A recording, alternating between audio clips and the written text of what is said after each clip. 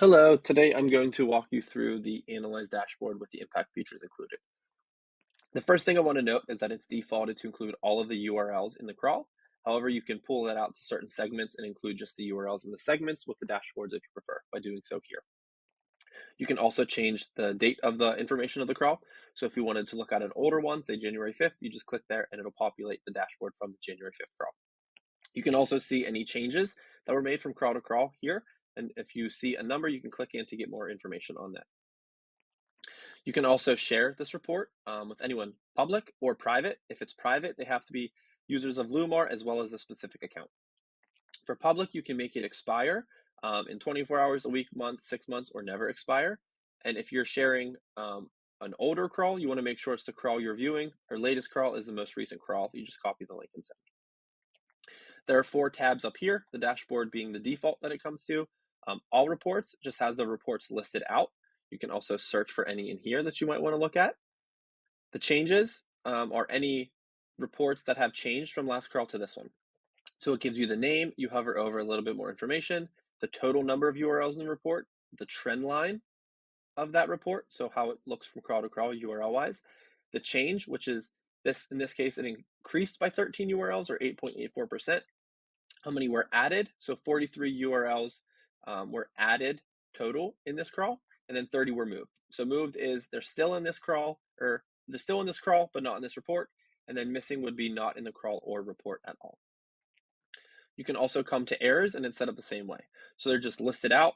You can search the total number of URLs, the trend line, how many and the percentage of change, how many were added, moved, and missing.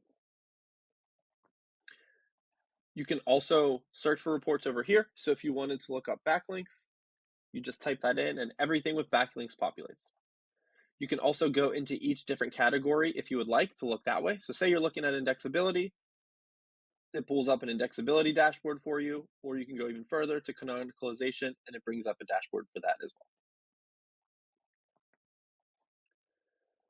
So next is the health score. So if all of the reports, and there's a lot of these eye icons in the dashboard, so hover over that, gives you a little bit more information.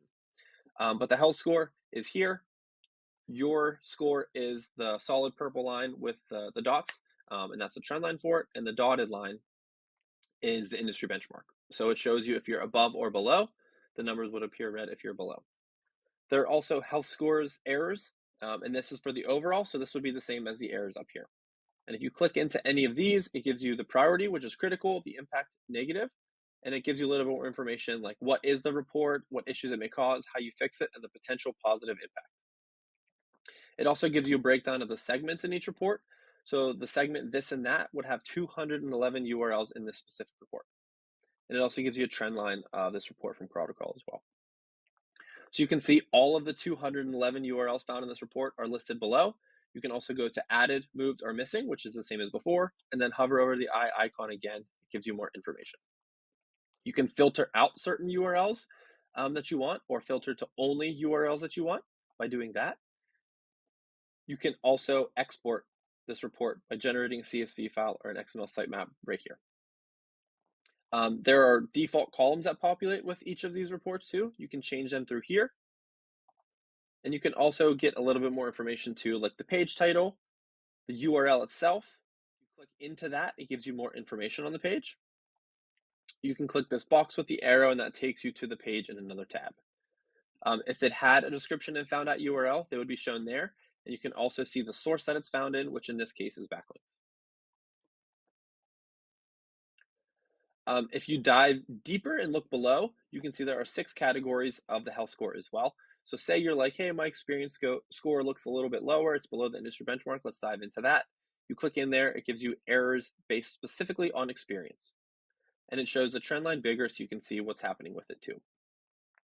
And if you go even lower, you can see, hey, the user experience is even lower than that. That's our biggest error there. You click into there, it goes even deeper with you there. The final thing is the traffic funnel. So it shows all of the pages that were crawled, how many of those are available, and how many are 200 versus non-200. From there, how many of those are indexable, how many of those are primary pages, how many of those appear in SERPs, how many of those have clicks, and how many of those have good user experience. So this is an area to to maybe see where there is a big drop off. So in this case, it goes from 595 primary pages to only 160 in SERPs.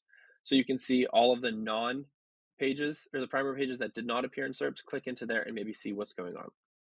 So that's the cool feature of um, the health scores and traffic funnel. It can maybe pull out a glaring issue or, something maybe that pops out at you that you can look into.